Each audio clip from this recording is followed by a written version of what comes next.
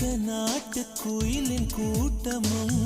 பாடும் பாடல் கூக்கும் எந்த நாட்டு கிளிகள் பேச்சிலும் கொஞ்சம் மழலை உண்டு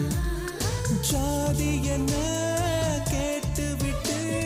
தென்றல் நம்மை தொடுமா